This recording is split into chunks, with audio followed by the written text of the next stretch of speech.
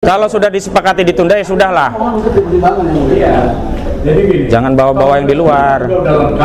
Yang di sini aja. Yang masih ada yang belum mendapat undangan. Begitu ya? Opini. Fakta persidangan saja, Bro. Baik, Yang Mulia. Ternyata Airlangga Hartarto yang kita gugat secara pribadi justru mendatangkan alat negara, aparat-aparat dari kementerian. Yang pertama, ini Airlangga kagak ngerti tata cara bernegara. Karena dia tadi ngirim surat tugas dari dirjennya. Kalau mau tahu bukti korupsi, ini salah satu indikasi bukti korupsi, menyalahgunakan kekuasaan untuk kepentingan pribadi. Loh, ini kuasa hukumnya sendiri tadi yang intercept. Saya tadi tersinggung kuasa hukum membawa narasi opini di luar untuk fakta persidangan. Kalau mau beropini di luar silahkan, persidangan kita hargai, steril dari opini. Baru kita sadari di negeri ini untuk memperoleh kepatuhan hukum itu tidak bisa sukarela, harus dipaksa. Betul apa betul? Dari Kementerian KKP yang belum lama ini justru komplain ketika pagar laut yang menjadi bukti adanya akses publik dihalangi oleh PIK 2 dipersoalkan. Katanya itu untuk bahan bukti penyelidikan. Nah, saya mau kasih tahu beberapa statement kita ya kepada Wahyu Sakti Trenggono. Ini yang pertama, ini pejabat tidak etis, tidak tahu bagaimana tata krama bernegara. Lebih hebat yang namanya Khalid Mihdar, nelayan dari Banten. Ya. Kementerian KKP itu bukan atasan TNI AL. Yang punya kewenangan menegur TNI AL adalah institusi TNI, yakni Panglima TNI atau setidaknya Kasal.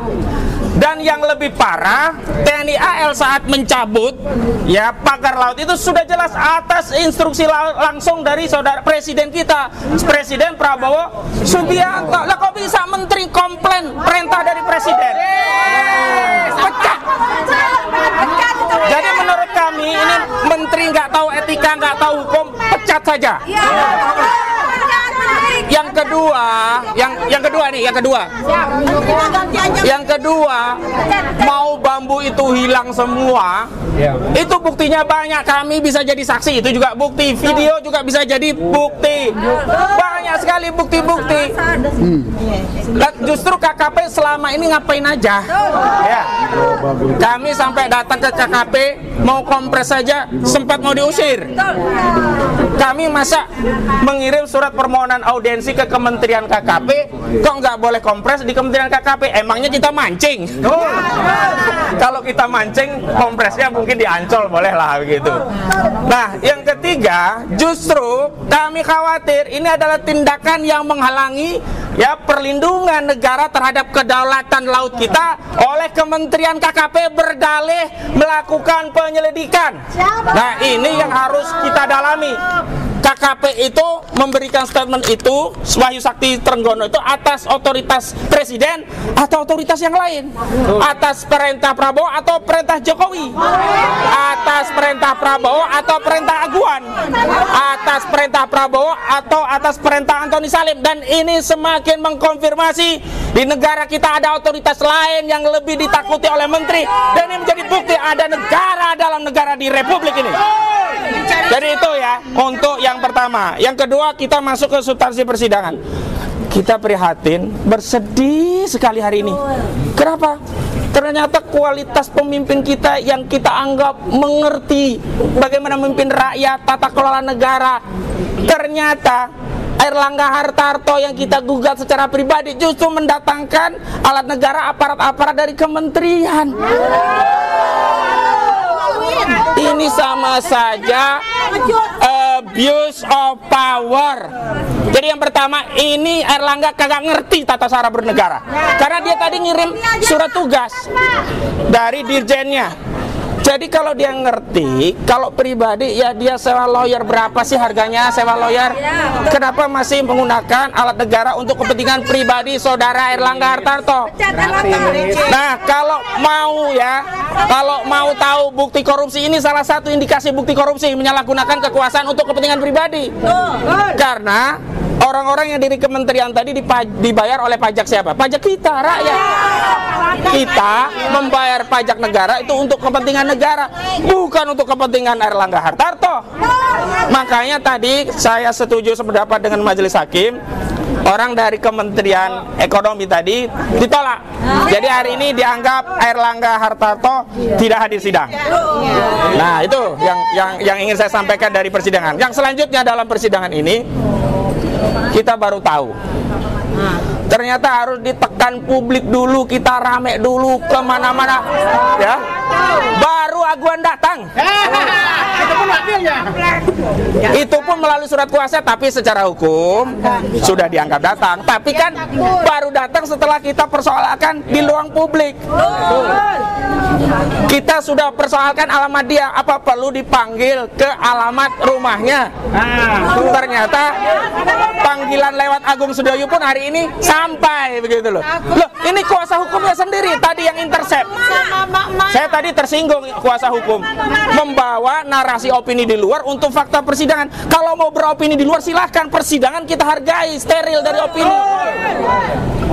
Jadi nggak bisa kemudian berdalih, oh ini kan narasi di luar. Lo memang faktanya Aguan nggak datang, dan hari ini baru datang.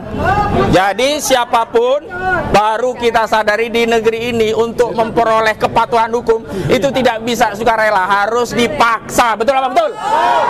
Dan karena kita nggak punya kewenangan, paksaan kita ya hanya membuat opini, dukungan publik. Dan hari ini dengan dukungan publik, terima kasih rakyat, akhirnya Aguan datang. Yang kedua, Antoni Salim juga akhirnya datang walaupun dengan kuasanya juga. Dan tadi kita tahu, oh alamat KTP-nya di situ. Mau tahu alamatnya Aguan KTP-nya? Mau tahu Antoni Salim alamat KTP-nya? Tadi kami sudah catat. Jadi sebenarnya Di mana alamatnya? mau tahu aja. Nah, lalu ada lagi. Tadi kita bersyukur dari Kementerian Keuangan turut tergugat juga datang. Kenapa? Kalau Kementerian Keuangan nggak datang sayang. Kenapa? Karena Kementerian Keuangan kita tarik itu hanya untuk terima duit, iya kan? Kita minta gugat perbuatan melawan hukum, dihukum, sanksi, membayar kerugiannya dibayarkan kepada siapa? Bukan kepada kami, bukan kepada penggugat, bukan pada prinsipal, tapi kepada negara melalui Kementerian Keuangan. Baik atau baik kita ini? Baik sekali begitu.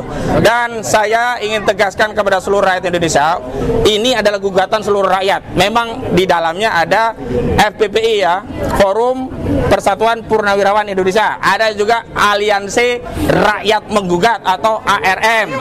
Ya, ada FTA, ada Bang Edi Mulyadi ya, senior kita. Ada Bung Rizal Fadila, penulis yang kita bangun pagi begitu buka mata, yang dibuka HP di grup WA yang muncul tulisan oleh Rizal Fadila. Nah, itu kondang banget itu orangnya. Mana orangnya? Oh ya. Ada Pak Sudung. Nah, jadi Bang Herman Kadir juga hadir dan yang lain hadir, nanti bisa menyampaikan. Intinya kita belum sampai ke tahap mediasi karena satu, Airlangga dianggap tetap tidak datang karena yang diutus dari kementerian, bukan kuasa hukum secara pribadi.